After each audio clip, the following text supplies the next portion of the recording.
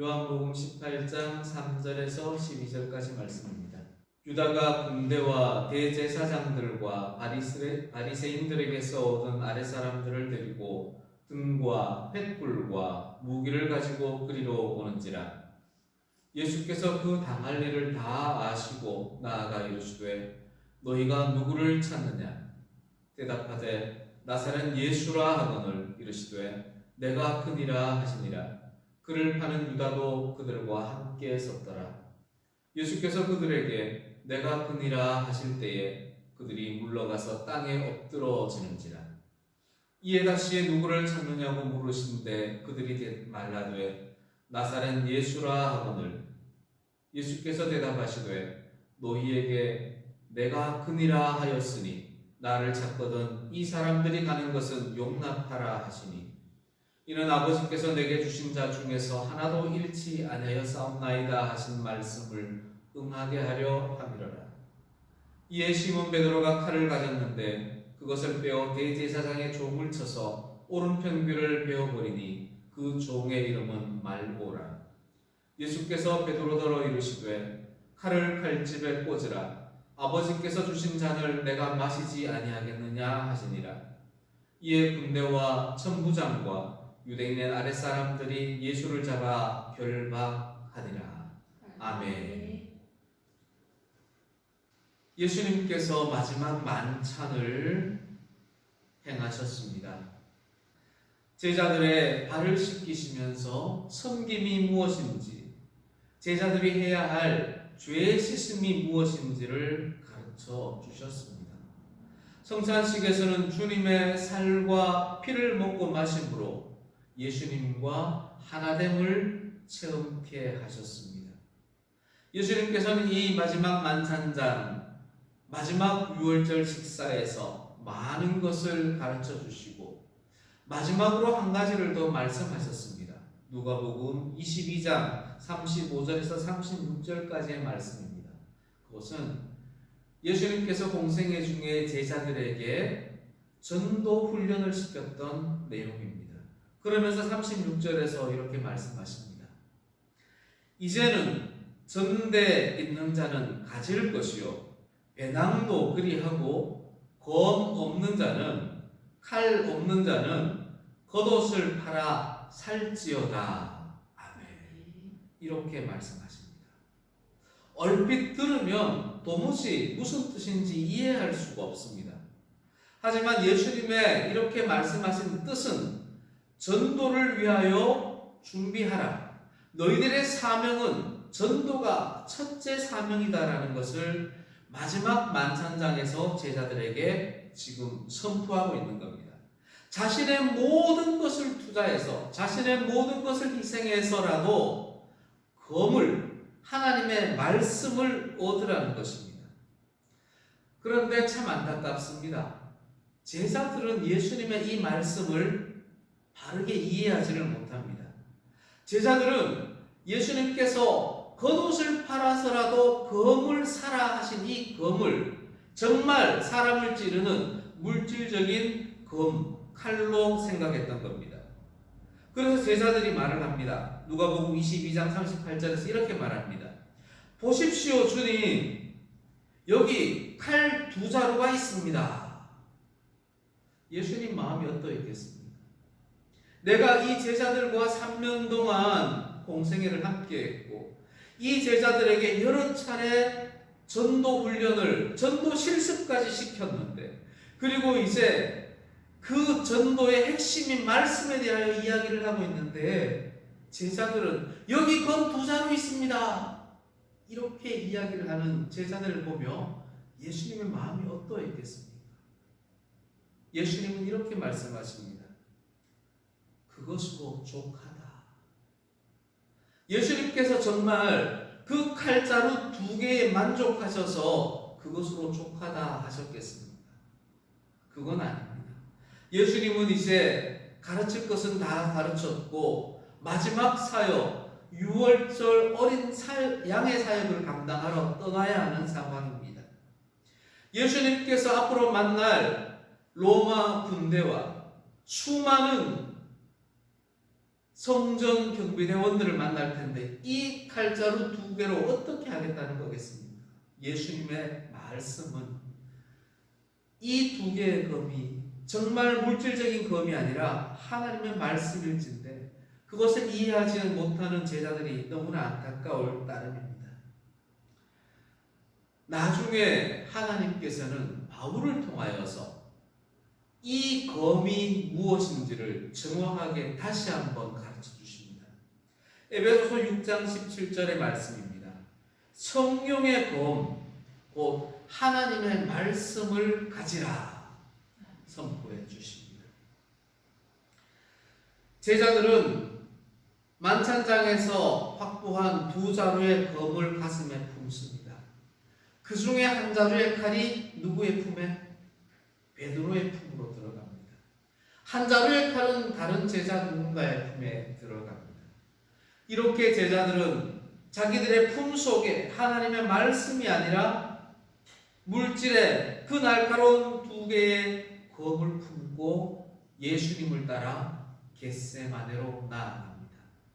오늘 본문 말씀에 나오는 검, 칼이라는 단어는 헬라어로 마카이라라는 단어인데 이것은 긴 장검이 아닙니다. 이순신 장군이 들고 있던 그런 검이 아니라 1규빗 45cm 이하 되는 한 41cm 정도 되는 단검을 말하는 겁니다. 롬파이어라는 긴 장검이 있습니다. 날이 좀 두껍고 긴 장검인데 이거는 찌르고 베는 그런 검입니다. 겟세마네 기도를 하신 예수님께서 기도를 마치십니다. 바로 그때에 예수를 파는 자와 예수를 잡으려는 자들이 겟세마네 동산에 등장합니다. 예수를 파려는 자는 여러분들이 잘 알고 있다시피 바로 가룟 유다입니다. 사실 가룟 유다는 이미 만찬장에 들어오기 전에 대제사장들과 예수를 팔기로 계약을 다 체결했습니다. 은 30에 예수를 팔기로 계약을 다 했습니다. 그리고 만찬장에 들어왔습니다. 예수님께서는 성찬식을 행하시면서 이 떡을 잔에 적시는 자가 그가 바로 나를 팔 자라고 이야기를 하며 가룟 유다가 바로 예수를 팔 자다라고 예고하십니다. 문제는 여기에 있습니다.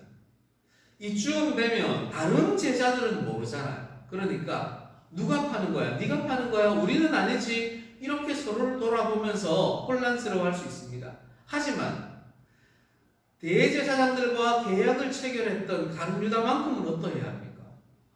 예수님이 벌써 다 알고 계시네. 내가 팔지 어떻게 알고 있었지? 와, 예수님은 정말 전지전능하셔. 나 지금이라도 회개해야 돼. 예수님 잘못했습니다. 제가 그랬습니다. 회개를 해야 될 텐데 가룟 유다는 회개하지를 않습니다.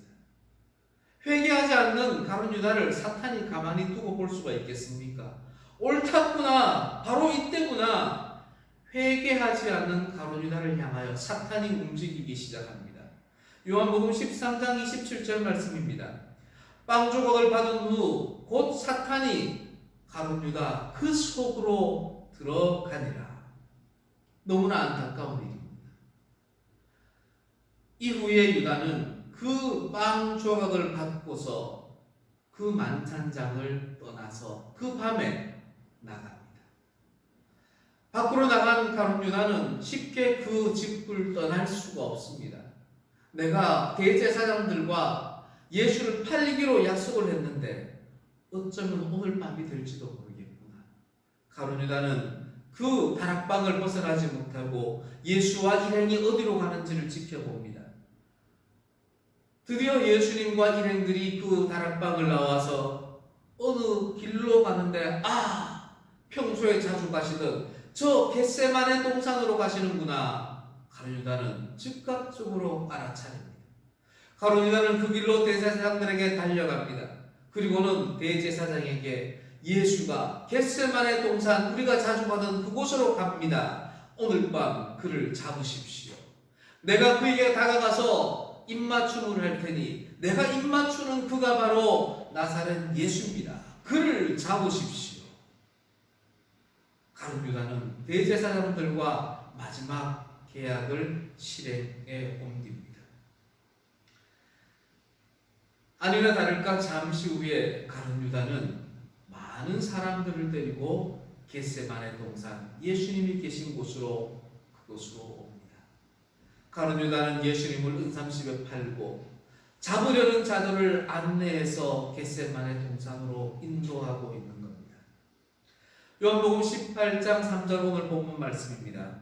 유다가 군대와 대제사장들과 바리새인들에게서 얻은 아랫사람들을 데리고 등과 횃불과 무기를 가지고 그리로 오는지라.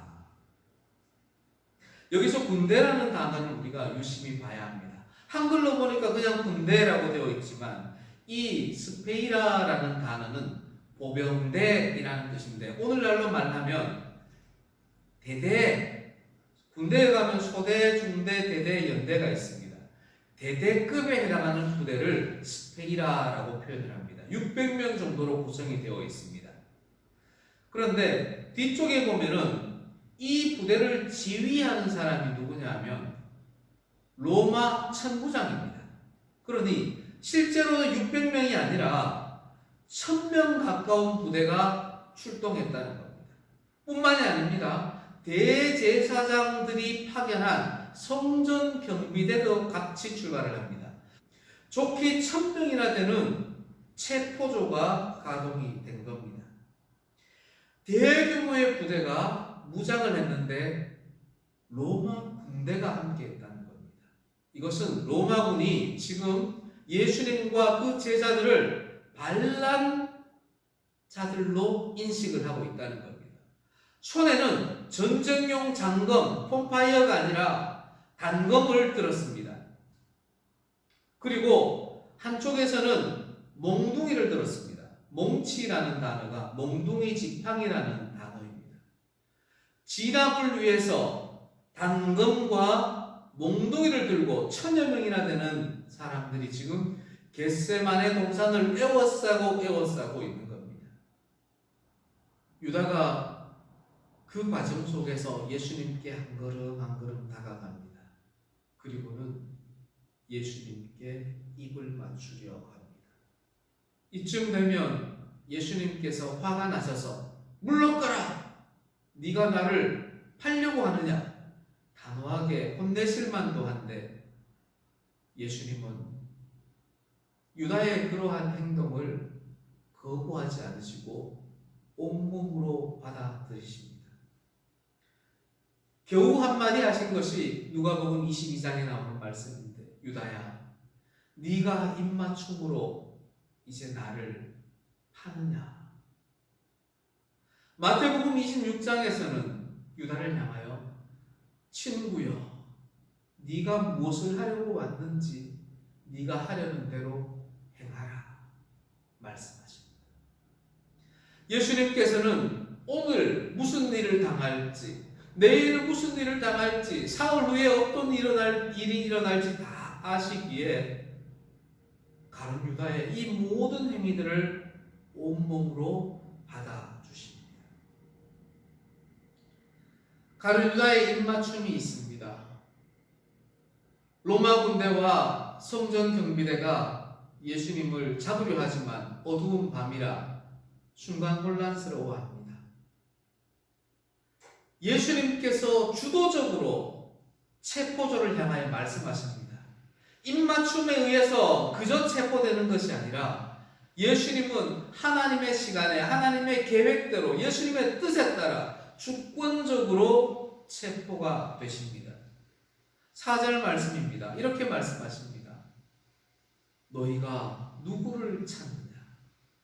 그저 묻는 것이 아닙니다.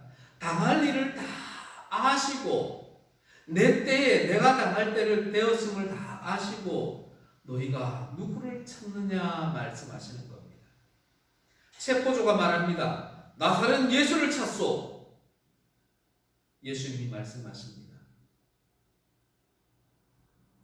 에고 에이미 내가 그니라. 예수님이 이렇게 말씀하시면 체포조가 당연히 달려들어서 잡아야 되는데 놀라운 일이 벌어집니다. 어느 누구도 한 걸음도 예수님께로 다가서서 예수님을 잡으려 하지를 못합니다. 오히려 뒷걸음치며 모두가 그 자리에서 엎어지고 맙니다. 상상을 할 수가 없습니다.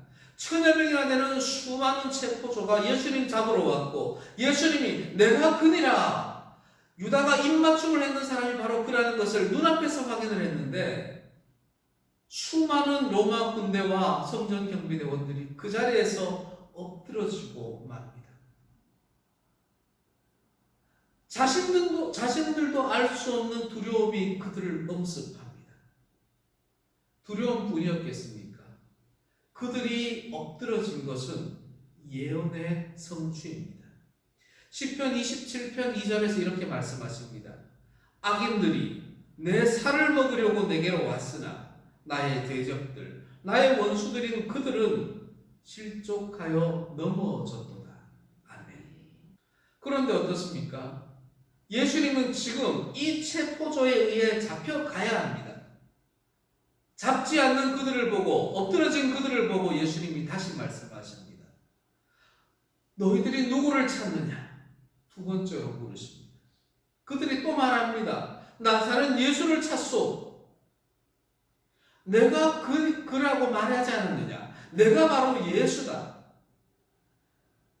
너희들이 지금 나를 찾고 있는데 내가 여기 있으니 나를 잡아가고 내 옆에 있는 이 사람들은 가는 것을 용납하라 말씀하십니다.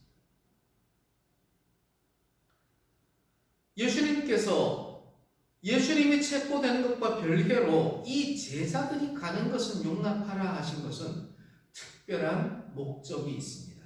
그저 제자들을 이 위기 상황에서 벗어나게 해주려는 것, 그것이 아닙니다. 아버지께서 주신 사람들, 하나님 아버지께서 예수님에게 주신 그 사람들을 의미 없이 죽게 내버려 두지 않기 위함입니다.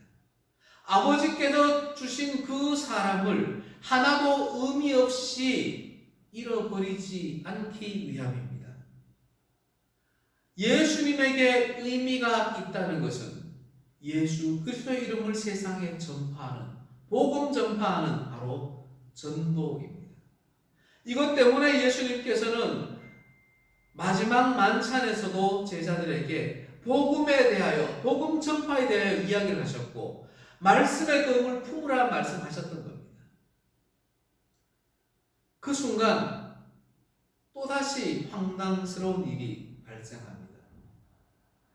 말씀의 검을 품으라 했던, 예수님의 말씀을 오해했던 제자들이 가슴 속에 품었던 그 칼자루 2개 중에 하나가 베드로의 품에서 나오기 시작합니다. 그리고는 그 베드로가 그 칼을 들고 대제사장의 종의 귀를 쳐버립니다. 예수님의 검은 누군가를 그저 육신적으로 해하라는 검이 아닙니다. 예수님의 검은 관절과 골수와 혼을 찔러서 쪼개는, 분별력을 일으키는 영혼의 검입니다. 그런데 지금 베드로는 그 말씀을 인식하지를 못하고 물질의 검을 들고 사람의 육신을 찌르는 행위를 행하고 있는 겁니다. 이런 베드로의 모습을 보고 예수님이 말씀하십니다. 마태복음 26장 52절에서 이렇게 말씀하십니다. 칼을 칼집에 도로 넣으라. 칼을 가지는 자는 칼로 망하느니라. 예수님께서 마지막 만찬장에서 칼을 준비하라고 하신 말씀을 이제 이해가 되시죠? 예수님이 하신 그 칼은 정말 찌르는 칼이 아닙니다. 그 찌르는 칼을 가진 자는 그 찌르는 칼로 망할 건데 예수님이 어떻게 칼을 가지라 하셨겠습니까? 예수님이 가지라 하신 칼은 바로 에베소서에서 말씀하신 것처럼, 바울을 통해 말씀하신 것처럼 성령의 검이었고 말씀의 검이었던 겁니다. 예수님께서는 11절에서도 이렇게 말씀하십니다. 아버지께서 주신 잔을 내가 마시지 않겠느냐? 아버지께서 주신 잔이 도대체 무엇이길래 예수님은 마셔야 한단 말입니까? 시편 116편 13절에서 이렇게 말씀하십니다. 내가 구원의 잔을 들고 여호와의 이름을 부르노라. 아멘. 아버지께서 주신 잔은 바로 구원의 잔입니다. 예수 그리스도께서 십자가에 못 박혀 죽으심으로 인해서 백성들에게 베풀어 주실 바로 그 구원의 잔이 아버지께서 예수님에게 주신 잔입니다. 예수님은 지금 내가 그 잔을 마시지 않겠느냐? 나는 그 잔을 틀림없이 마시겠다. 나는 틀림없이 십자가에 못 박혀 죽는다. 라고 말씀하시는 겁니다. 아버지께서 주신 잔은 그 구원의 잔뿐만이 아닙니다. 심판의 잔이라는 의미도 있습니다. 이사야 51장 17절 말씀입니다. 여호와의 분노의 잔을 마신 예루살렘을 질책하십니다. 여호와의 분노의 잔, 바로 심판의 잔입니다. 오늘 예수님은 6월절 어린 양으로 잡히셔서 내일이 되면 십자가에 못 박혀 죽음을 당하십니다. 이것이 하나님께서 예수님에게 주신 잔인데 이 잔은 구원의 잔이요 심판의 잔인 것입니다. 이것은 그저 예수님이 순간 계획하신 것이 아니라 구약에서부터 하나님이 이미 예정하시고 선지자를 통해 예언하신 언약이었고 그 언약의 성취 과정인 것입니다. 예수님께서는 이렇게 해서 드디어 1000여 명이나 되는 사람들의 손에 의해 체포되어 끈으로 결박되십니다. 이 순간 또 이해할 수 없는 일이 벌어집니다. 나는 결단코 예수님을 버리지 않겠습니다. 주님이 가시는 곳에 나도 따라가겠습니다. 내가 주님의 살과 피를 함께 먹어 주님과 하나가 되었사오니 주가 죽으시면 나도 죽겠나이다. 이렇게 다짐했던 제자들이 예수님이 로마 군대의 성전 경비대에 체포되어 묶여버리자 그 순간 다 도망가 버립니다. 한 사람도 남김없이 제자들이 다 도망하고 맙니다. 사랑하는 성도 여러분, 저와 여러분은 이런 제자들의 모습을 보면서 나는 그런 제자가 아니야 라고 확신할 수 있습니까? 장담할 수 있습니까? 우리가 성경을 모르면 장담할 수가 없죠. 하지만 우리는 성경을 알잖아요. 이후에 예수님에게 어떤 일이 일어났는지, 이렇게 도망갔던 제자들이 어떻게 다시 돌아와서 어떤 일을 행했는지 우리는 성경을 통해서 다 알고 있잖아요. 그래서 우리는 다짐을 하고 결단을 하는 것을 입술로 표현해야 합니다. 주님, 나는 도망하지 않겠습니다. 우리가 바로 예수님의 살과 피를 먹고 마심으로 예수님과 하나가 된 거듭난 하나님의 백성이 아니겠습니까? 우리가 바로 예수님의 말씀과 십자가 보혈로 목욕하고 발 씻은 새 사람이지 않습니까? 우리가 바로 십자가 아래에 있는 예수님의 바로 그 제자입니다. 우리가 바로 예수님의 말씀을 가슴에 검으로 품은 하나님의 백성입니다. 우리 모두 이제는 세상 속으로 도망가는 것이 아니라 세상 속으로 나아가서 말씀의 검으로 세상을 변화시키는 도구가 되어야 합니다. 세상 속에서 하나님의 선한 뜻을 이루어가는 선한 도구가 됩시다. 그래서 예수님께서는 이 제자들이 가는 것을 용납하라 하신 겁니다. 우리 결단합시다. 주님 말씀하시면 내가 어디든 나아가리라. 주님께서 보내시면 나아가겠습니다. 세상에 하나가 되는 악한 세력으로 하나가 되는 것이 아니라 말씀의 검으로 세상을 찔러 세상이 변화되는 귀하고 선한 도구로 쓰임받는 우리 문화교회 성도들이 됩시다. 아멘.